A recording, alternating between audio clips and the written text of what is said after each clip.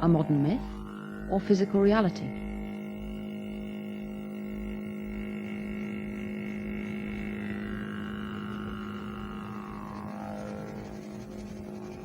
The being had these very large black eyes, luminous, or not luminous, I don't mean that, I mean they didn't shine, but they were shiny in the sense that they reflected light, big black, like they were balls of black liquid.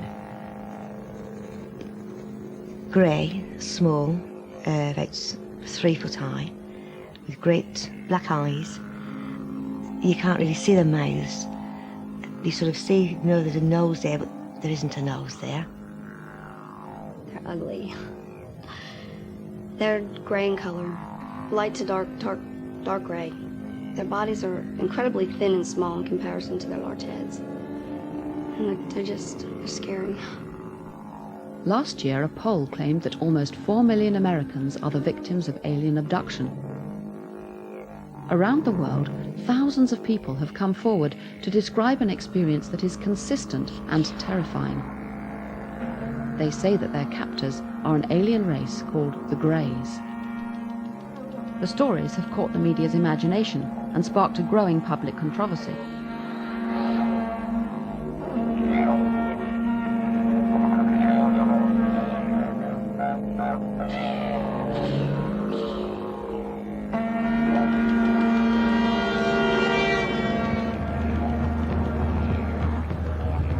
I went to the States to investigate the poll and alien abductions. I don't know quite what I expected to find. I didn't know much about the claims or what people had experienced. I've been investigating the paranormal for 20 years now. I've studied telepathy and clairvoyance, out-of-body and near-death experiences, ghosts and poltergeists, but in all that time I've never really found anything that convinced me there was anything paranormal going on.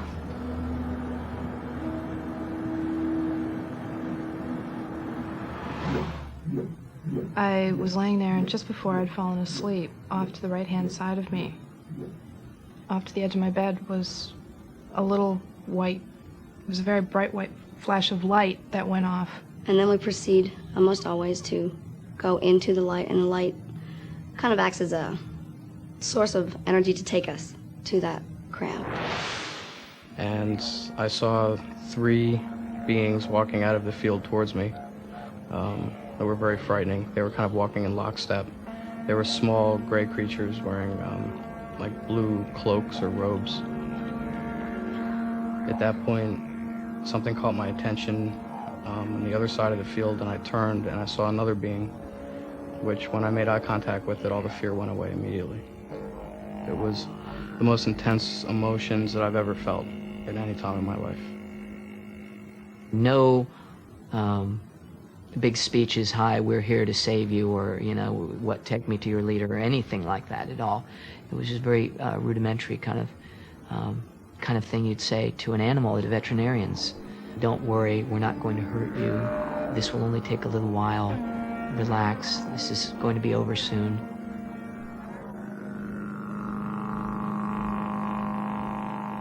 The most extraordinary claim is that the Greys are conducting a hybrid breeding experiment with their prisoners.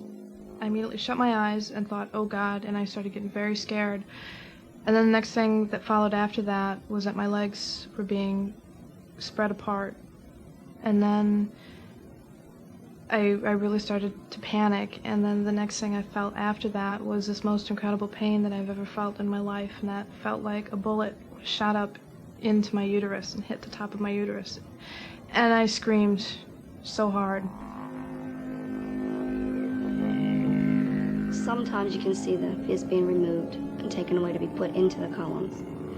Most times I just know it's happening, though from my vantage point on a table with my legs in the air, I can't see too awful much about what's going on or describe in detail how they do it. In like little glass boxes, I've seen these babies. Their bodies are very, very tiny. They look very thin and emaciated almost, and they're very quiet, and they don't move. And it's almost a very sad picture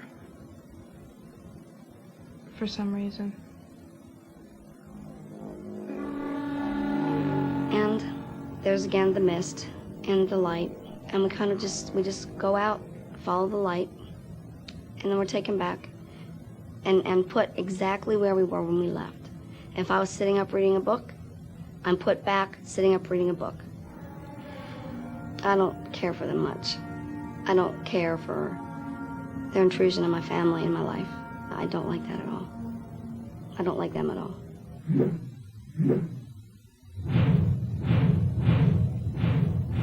I suppose from the outset, three possible explanations present themselves. One, that people are just making it up, it's some kind of invention or hoax. Two, that it's real. There are aliens out there actually abducting people, and they're describing truthful experience. Or three, they're interpreting as an abduction some mental experience produced by their brain. What's particularly striking about the abduction stories is how consistent they are. People report the same kind of experience again and again. Now, this could be because they've all met the same kind of alien, or it could be because similar things are going on in their brains.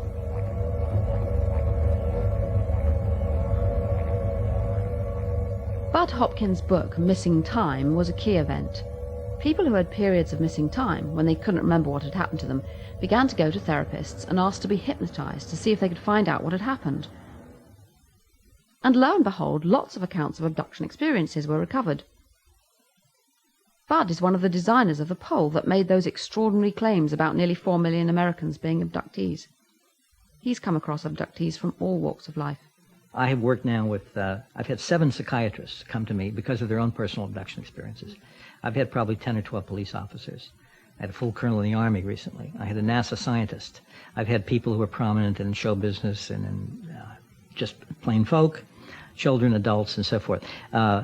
People from all racial, ethnic backgrounds, virtually a cross-section. And these people are all very frightened, traumatized, confused, wondering, am I crazy? What's the matter? How can this be real? Hoping it isn't real. And there doesn't seem to be any particular pattern to the reason these people have been selected. How many people are we talking about altogether? Well, I have worked myself in total numbers with probably 450 or so abductees. That's in depth with these people over the years.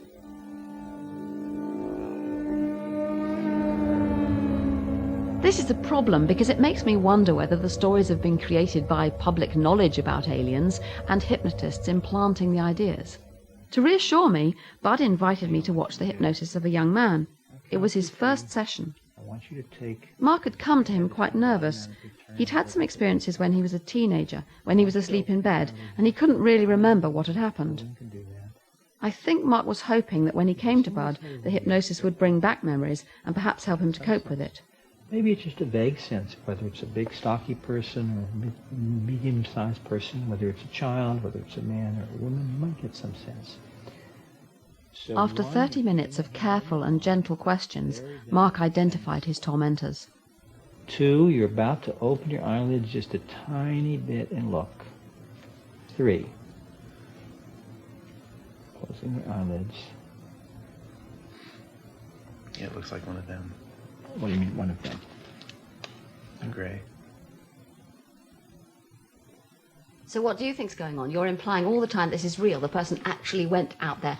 Something actually came physically into the room, into the world. What do you think's really going on? Yeah, well, I'm not saying that happens in every single case that comes our way. We reject some cases, and some cases seem to be cloudy. But in the cases that check out, which is the vast majority, there seems to be some kind of non-human intelligence which is interacting with us and which possesses some kind of technological equipment which is way advanced over ours. We do not know, ultimately, what this will mean. We have had 2 basic science fiction myths about ultimate contact with another kind of intelligence. Either they're going to be body snatchers, invaders from Mars, come to do us in, or they're going to be these wonderfully benign, helpful people here to help you with the ozone layer. We have gotten no evidence whatsoever that either of those 2 explanations fits. What does seem to fit is that whoever they are here for their purposes with their agenda. And they are trying to do this, it would seem, with a minimum of disruption of the lives of the people who are the involuntary specimen that they're dealing with. Some people have more than one experience. They have multiple abductions. This often starts when they're very young, in early childhood. They can get taken by the aliens many, many times. I've had pretty regular visits. They used to be very sporadic and maybe once or twice a year. And about the 1989-90 time frame, they got to be more regular. Mary's bedroom walls are covered with drawings of the Greys. Have these helped create vivid dreams? I don't believe that the experience of having an interaction with these extraterrestrial beings and dream state is anything similar at all. In the dream state, it's really more of sort of a constant flow, and the state of consciousness when you're awake is quite vivid to people, and they definitely know what they're perceiving and what they're seeing and what they're hearing. And when you interact with these beings, you know what you're seeing, you know what you're hearing, and it just there's no way that you can confuse the two. I work in the defense industry, and I have a very mainstream 9-to-5 conservative job, and I am not a person that most people would suspect this is happening to. I think a lot of people feel that individuals who claim to be abducted are people living in some backwoods society that, you know, are just having some type of a mental illness of some kind. And I think it's important for people to know that the average, responsible, highly functioning adult person in the society is having these experiences. I think it's obvious that these people are not hoaxers. Something really did happen to them. But I can't accept that an alien race could wipe out our memories, but we could still manage to recover them so easily. On the other hand, the stories I've heard sound so convincing, and the abductees seem so plausible. And there are many people who believe their stories. Amongst them is one of America's best-known psychiatrists, John Mack. When I first heard that there was an artist in New York named Bud Hopkins who took seriously the stories of people who reported being taken by alien beings into spacecraft, I thought he must be mad and he's talking about some new form of psychosis. But these people, as far as I could tell, were of sound mind, had not communicated with each other, were not getting details from the media. This was long before the great media rash of information on this subject. They were reluctant to come forth, and they described similar stories in great detail and were shocked when they would hear that someone else had had a similar experience. And the only thing as a psychiatrist that I knew that behaved like that was real experience. John, you have a very high profile, and the fact that you're a professor at Harvard tends to make people believe you. I mean, do you think you could be seriously misleading people about what's going on here? What are the other possibilities? Dreams, for instance. Dreams do not behave like that. Dreams are highly individual. One dreams according to what's going on in your unconscious at that particular time, and the dreams of one person are quite different from those of another.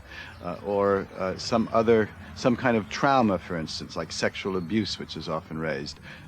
Creating a story which replicates your abuse story. The replicated story is very similar to the original abuse. Frightened of men entering your room, but it's vague, it's general. You don't have a highly complex narrative of an altogether different sort. I would never say, yes, there are aliens taking people. I would say there is a compelling, powerful phenomenon here that I can't account for in any other way, that's mysterious. There isn't a single case of an alien abduction story that fulfills my criteria that has turned out to be anything else. And yet I can't know what it is, but it seems to me it invites some kind of deeper, further inquiry. The first psychological study of abductees has been done at Carleton University, Ottawa. John Mack can perhaps afford to leave a question like, do aliens really exist, hanging in the air? But as a psychologist, it's my job to answer that question. First of all, are they mentally ill? Well, there's a stereotype out there that they're crazy people or social marginals, undereducated people, that kind of thing. And is that true? No, it's not true. It's not true. Well, what we did was we actually placed ads in the newspaper asking for people who had had any kind of UFO experiences. And some of them were abductees, some of them had seen lights in the sky or had other experiences of something that they termed to be a UFO or aliens. We interviewed them. This is one-on-one. I did all the interviews and asked them about their experiences, got as much detail as we could from them, and then we administered a battery of questionnaires that are supposed to assess things like mental illness, well-being, fantasy proneness, IQ. So we gave them a whole slew of things.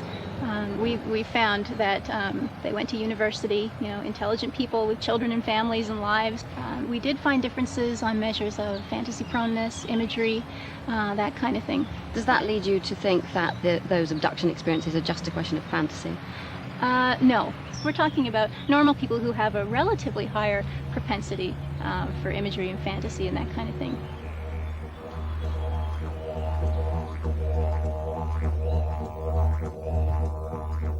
So, these people are not mad, and they're not just inventing a fantasy. But perhaps if something strange happens in their brain, they might be more able to invent a vivid story than the rest of us would.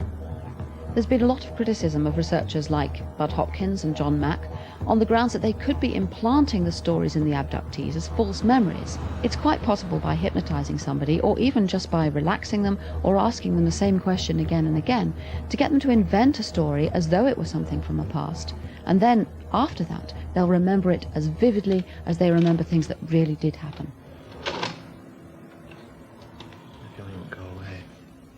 I showed Mark's tape to an expert on false memory syndrome.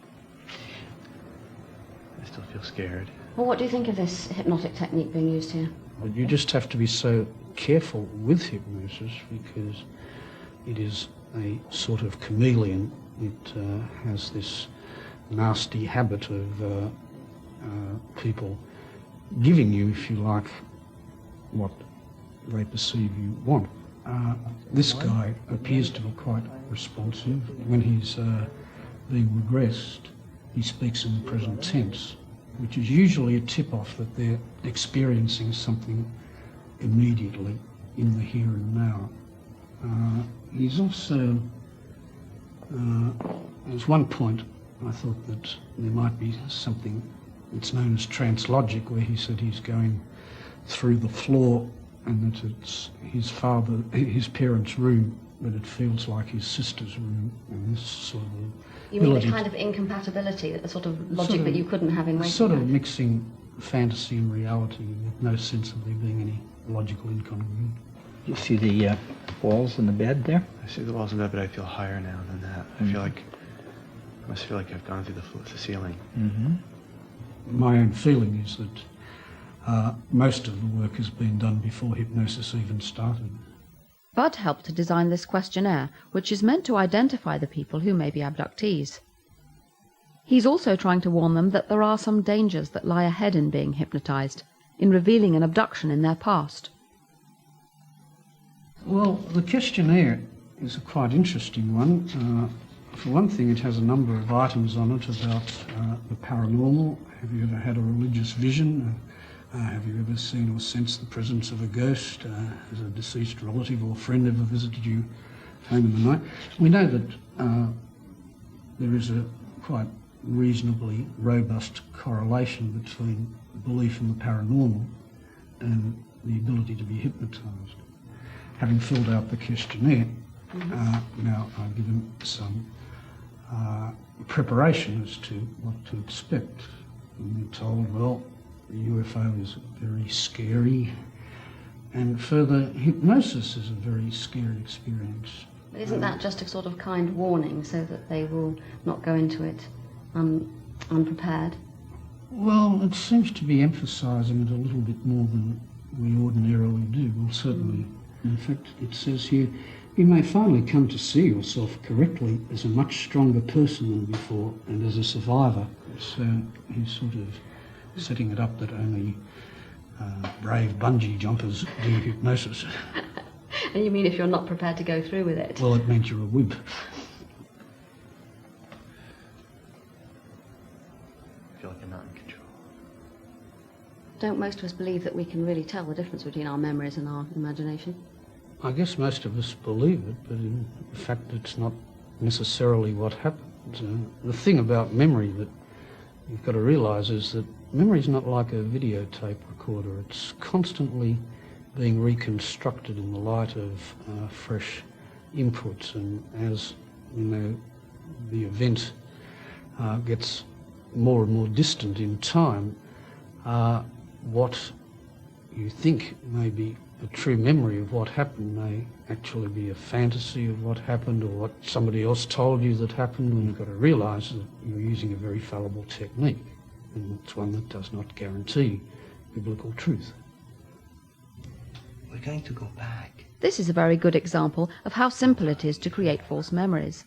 You only have to relax someone, and if they have the right expectations, it's very easy for them to invent all sorts of vivid experiences, especially if they're the sort of person who has good imagery in the first place.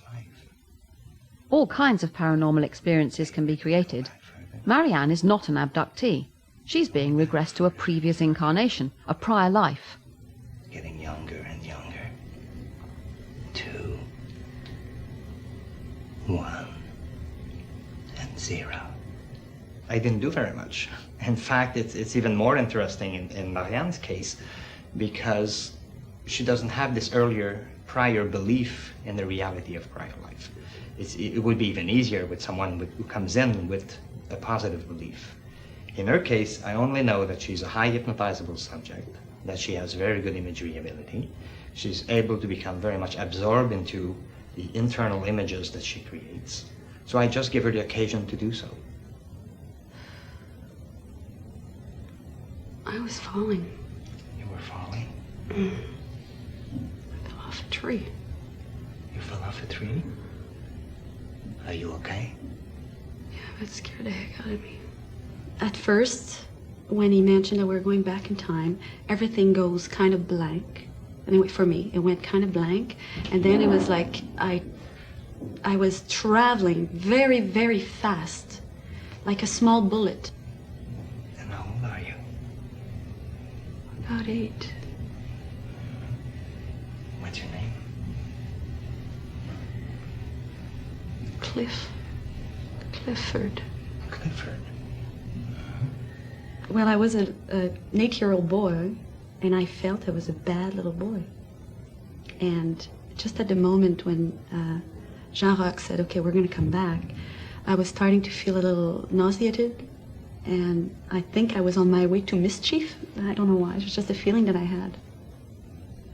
And tell me, this may be a difficult question for a little boy of 8, but do you know what year it is? 1750-something. Okay. The memory that I have of this past life is just as vivid as my other memories, just as real. And I would even say, well, because it's fresh right now, it's very, very intense.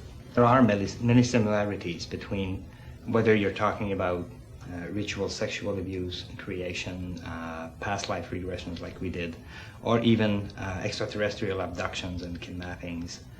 All of these memories are reconstructed in the same way. Except if you can independently corroborate these memories, there are no way to differentiate them. If you take a case, for example, of a E.T. kidnapping, well, usually a person will come in with one experience that surprised them. And then they will be hypnotized, and slowly and gradually, over repetitive testing and recalls, the memory will take shape, and it will become more detailed, and will also take reality value.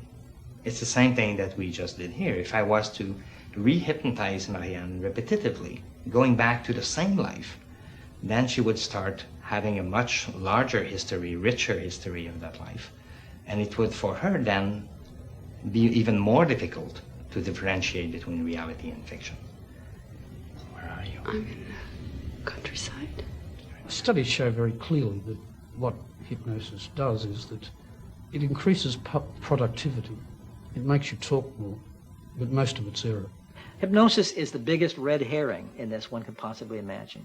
Even more important than that is the fact that we have hundreds of abduction accounts remembered without hypnosis. Hypnosis is only useful to help flesh things out, and everybody remembers pieces of the experiences to begin with at the minimum. But I have numerous cases where people remember the whole thing from beginning to end without hypnosis. This is not heavy evidence of anything. This was really for him. This was for him to kind of ventilate some experiences he was having. The cases that have a lot of weight as evidence are ones in which there are other witnesses, there are physical marks, there's all kinds of physical sequelae which accompany the experience.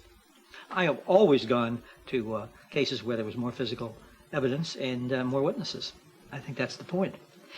If one case or 10 cases are valid because of the number of witnesses, the number of physical evidence, the numbers of points of view that are involved in it, and those are valid, then a case like this can very easily be valid too, even though it doesn't have that weight of evidence. The trouble with the scars is that they could have come about in any way. They are interesting, but I couldn't say that they were done by aliens. and nor can any doctor.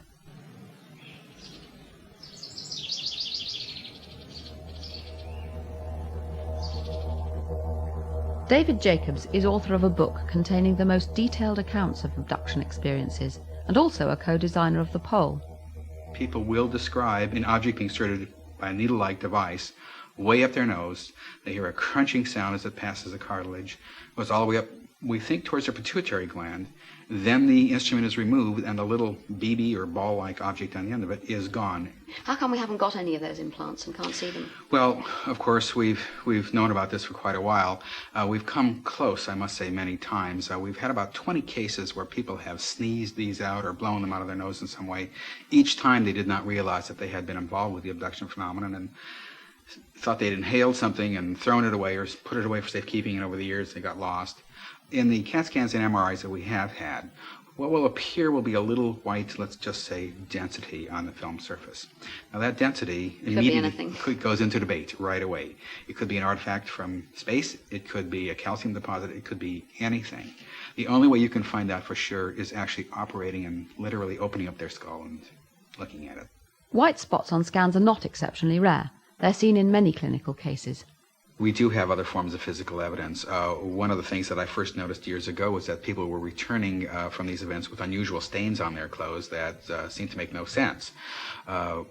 Stains on their underwear, on their night clothes, or whatever they were wearing to bed.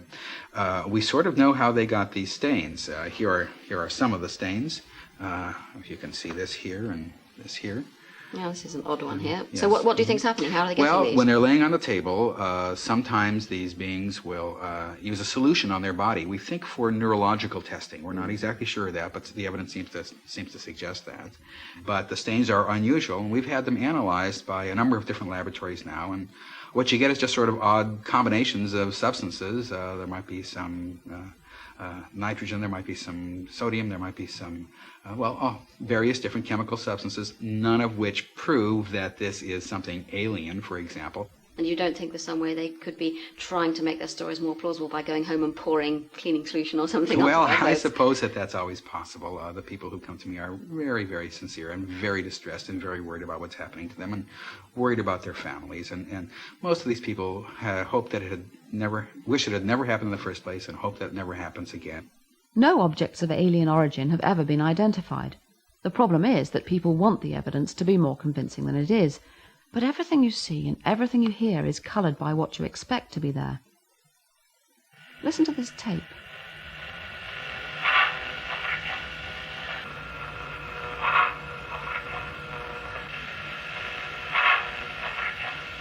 I tape record in my room every night. I've been doing it for about 2 years. You can hear 3 words, and the 3 words are, "Don't wake up."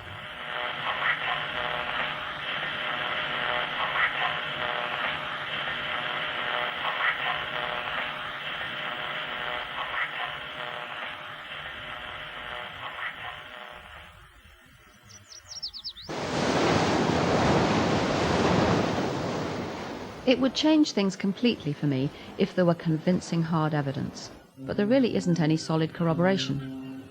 But what about the small number of abductees who don't need hypnosis or therapy? They wake with full recall of their experiences. I wonder if psychology can still explain this. Could the abductees be reinterpreting some other experience using cultural influences from the 20th century? Hardly anyone alive in North America now, or in most of Europe, can have failed to have seen science fiction movies, E.T., Close Encounters, all sorts of images of aliens. They're part of our culture. I've come across many other kinds of paranormal experience in which people have a strong story and detailed descriptions, such as when they come near death and go to heaven and describe green fields and brightly coloured flowers. But the strongest echoes I hear in the abductees' stories are of a familiar experience, sleep paralysis. This can happen not just when you're asleep, but when you're driving along, when you're exhausted or under stress or very tired. Bright lights can trigger it too. Sleep paralysis has happened to me. It's essential for dreaming that our bodily muscles are paralyzed so that we don't act out our dreams. Usually this happens when we're fast asleep, but just sometimes the mechanism goes wrong and we're still awake while the body's paralyzed. It's a terrifying experience. You're asleep, but you're awake. You're paralyzed and you don't know why. You feel as if you can't breathe, and sometimes there's a sense of presence. a feeling that there's someone there even if you can't see them. Surveys show that about a quarter of all people have had sleep paralysis, and of these, 85% had a sense of presence. But that presence is interpreted in different ways in different cultures. For example, the grey ghost appears in the jungles of Southeast Asia, and it's even travelled to the United States with the Hmong people, refugees from Laos. And it's one of the reasons you know what kind of a thing it is. You cannot move at that time. You cannot even turn in, even move your hand or leg or body. Just come and press on your chest and tickle, and then sit on top of your body. Sometimes you wake up after that goes left, but sometimes make you deep sleep. Do you have any idea why it picked on you? I have no idea. You've not done something terrible? No. And how many times has it happened to you altogether? I could not count when I was a young man in my country, but it happened to me in Philadelphia here. Does it still happen to you? Not about 5 years ago. Because I have the picture of Jesus Christ hang on the wall, and then since then never happened to me. In Newfoundland, Canada, the old hag appears as a dark, menacing figure and tries to strangle victims of sleep paralysis. People weren't a bit shy or embarrassed about the old hag. In fact, they were quite willing to talk about their experiences if you bought them a pint or two. At one time I saw an old woman with a black cape, and I don't know if that's just because I had heard that's what the old hag was. She sits on your chest and squashes you. She stops you breathing. Just whoosh, these two things came up in front of my face, and it was like a swirly black gray mass. It was all this weight, and just couldn't move, couldn't breathe, just couldn't do anything at all. Her victims are always paralyzed. And my mind is awake, and my body won't move. And I want to wake up, I want to scream. I try to scream, and nothing comes out. Nothing at all. Now I can look around. Can you look around with your eyes? Oh, your eyes my eyes are open, yes. Yeah. I've had the old mine hag. I've seen, like, my mother walk in the room and walk out. But I've had the old hag, and she has. And, yes, and she goes downstairs and, like, she'll yell to me, Fred, you know, supper is ready. I'm there like, yeah, sure it is, but bad time, Mom.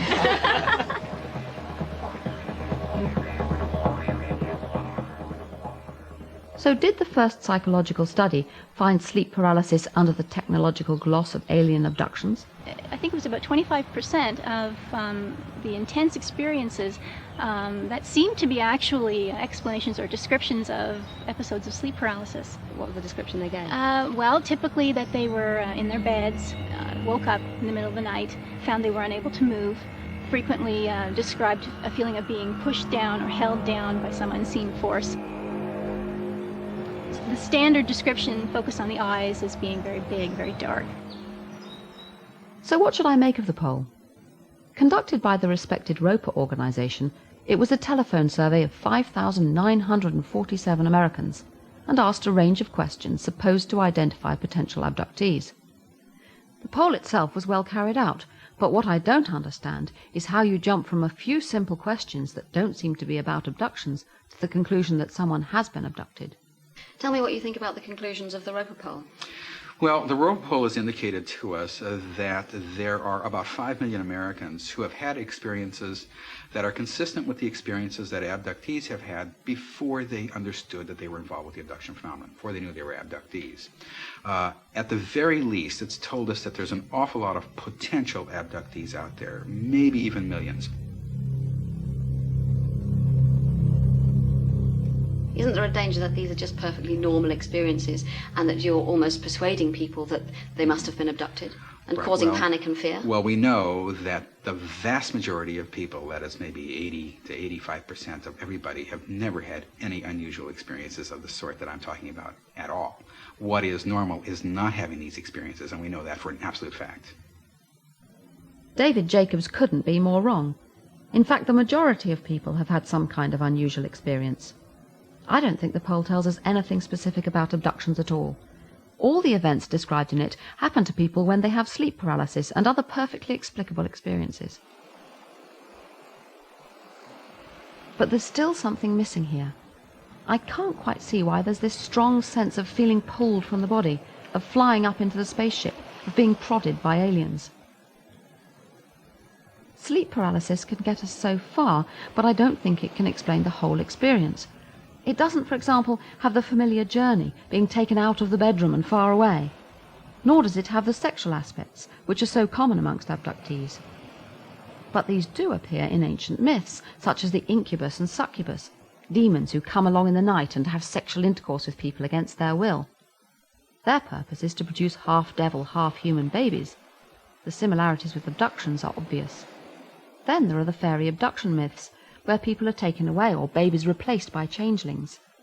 Most people in our culture have probably heard of one or other of these stories, and hypnosis and relaxation are just the times when these deep tales are going to surface. I suspect there's a common experience underlying these myths and alien abductions. Again, it's to be found in the brain. Actually, this is my son, Jolien, and I can use him to demonstrate what might be an explanation of abduction experiences. Here, either side of the head, are the temporal lobes of the brain. Well known because in temporal lobe epileptics, this is where the focus is of the problem that they have. But what's less well known is that everybody has a lot of activity going on in these parts of the brain, which can induce experiences of floating and flying, mystical experiences, and so on. All the time, most of the brain is active, but parts being used at any time are more active than others, and each part of the brain consists of lots of cells, millions of cells in fact, interconnected. Some are exciting other cells, some are inhibiting others. It's very easy to see that activity here can be producing hallucinations and strange experiences, which might account for abduction experiences.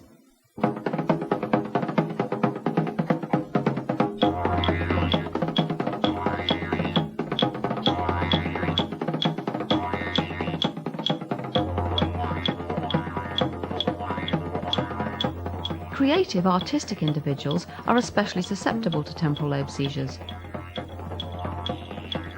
These misfirings can be common, but are normally very mild. They can happen without warning and are very hard to study. And so one scientist has resorted to an artificial means of creating them. The chamber of Professor Michael Persinger. Okay, I'm just going to put these on the back of your hand. In here, he has stimulated the temporal lobes of many volunteers, producing strange experiences. I was to be his next guinea pig. Is it too tight? No, that's fine.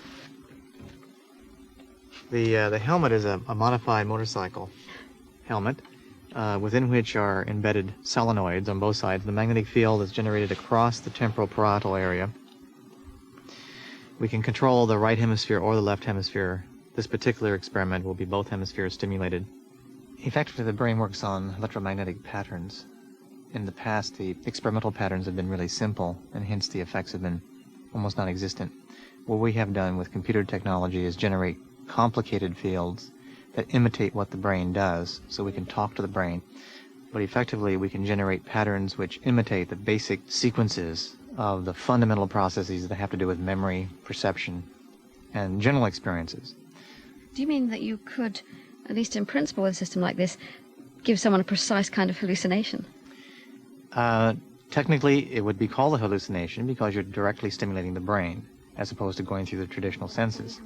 We'd have to be very cautious, and one should always be cautious, because the minute you force the brain to do something, you risk the possibility of seizures. What's that? Is that comfortable? Yes, it's your, fine. Your ears aren't squished or anything? No. Okay.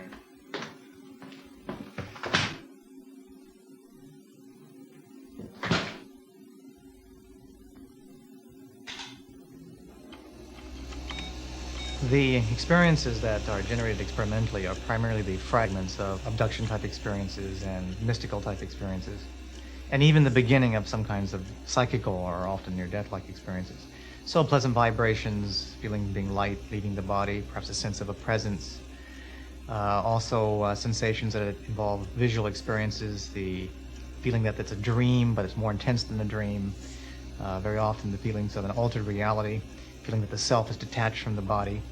And sometimes sexual arousal occurs, which is a very important feature, because we find that many of these patterns are very much like the incubi And Sukubai reports of previous centuries where people felt a sexual arousal at the time when the entity was visiting them.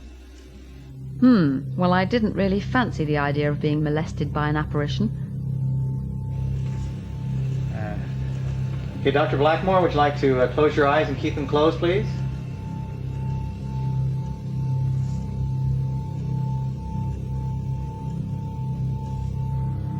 I'm rocking again. Oh, but this time it's a little different.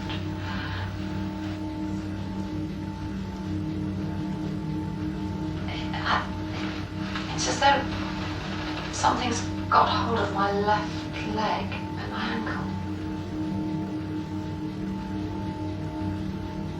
The whole of my left leg seems to be being stretched. Oh, this isn't very nice. Horrid. It's as though something's pulling me, but I can't see what it is doing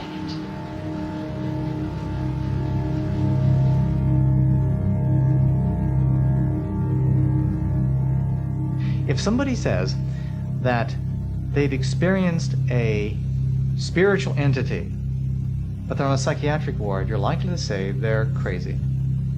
But if they have the exact experience and they're in a church pew, you're more likely to say it's real. The context determines your explanations for really mundane events. And I'm just floating again. I'm frightened. This is odd. I don't know what I'm frightened about. I feel really scared. Dr. Blackmore, I'm coming in now, okay?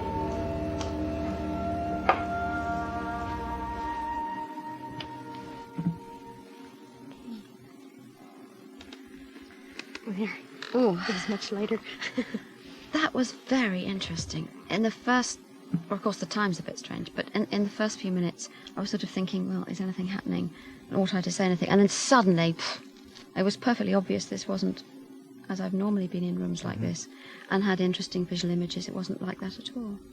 Persinger has come across some curious alien abduction cases that he suspects were really episodes of temporal lobe seizure, those linked to glowing balls of light, UFOs. Our data indicate that for some of the more well-known cases, such as Travis Walton, and some of the classic ones where there was a ball of light, either directly observed or recalled or other people saw it, and the person came close to the ball of light and suddenly they had a seizure-like effect where they were knocked unconscious or they had tingling sensations, yes, that's a direct impact on the brain. And very often when these individuals woke up, which they often did after a few minutes, sometimes 2 or 3 days, not that they were asleep, but they were amnesic, they experienced or reported an abduction scenario. In the late 1960s, I became interested in why certain kinds of phenomena are left out of science. Luminous phenomena were one of them, called UFOs. And so I began to look at about 4,000 or 5,000 of these events. So I codified them and put them on computer and began to determine if there were any kind of energetic sources that could explain these unusual things. My assumption was that it would require tremendous energy to produce these real oddities of the space-time fabric. Earthquakes was one candidate, at least the energy associated with earthquakes. And actually, I didn't do anything. I have to thank the computer, because when the analysis first came out, it became very clear that what were called luminous phenomena in the last century were highly correlated with earthquakes, and that these phenomena occurred weeks to months before earthquakes. When I applied the same formula to the contemporary setting, those phenomena were called UFOs, unidentified flying objects, most of them being luminous balls of light. Film shows the electrical discharges released when rock is crushed under pressure, an event likely to happen in the build-up to even minor earthquakes. Persinger suspects that these lights might also emit the electromagnetic waves that cause temporal lobe hallucinations. Apparitional phenomena preceding earthquakes are really quite common. The large earthquakes that have struck in Quebec and parts of British Columbia, there are a lot of historical data about, have reported apparitions, and very often it was framed in the beliefs of the time, i.e. the graves had opened up and the apparitions have come out. The correlation is there. We now know it's a natural process, but it's still an enigma with respect to what the mechanism is. Lights before tremors are frequently seen. Linking seismic events to UFOs and abductions seems far-fetched, but perhaps no stranger than the experience I had in Persinger's chamber, where he mimics natural misfirings of the brain. And going into that chamber made a big difference to me. It was as though the missing pieces came from there. The sense of anger and fear, of being pulled and manipulated by something I couldn't see. In this case, I knew it was produced by a simple change in the brain, but if that happened to me at home in bed, I would be desperate to find some explanation for it. I can even imagine that if I'd heard of alien abductions, I might wonder whether I was an abductee and seek out a therapist to find out. And no matter how careful the hypnotist is not to cue you, if you're able and willing to provide lots of details, you will, and you'll then remember those as though the events really happened. I don't think I could dismiss completely the possibility that there are real aliens actually abducting people. It seems bizarre and odd, but I suppose it could be. Have 4 million Americans been abducted? In the end, I don't think the poll tells us anything like that at all. It just confirms what we already knew, that most people have some strange experiences that they can't explain. I wish more research were being done into this. But until then, I think I still might keep an eye on the skies.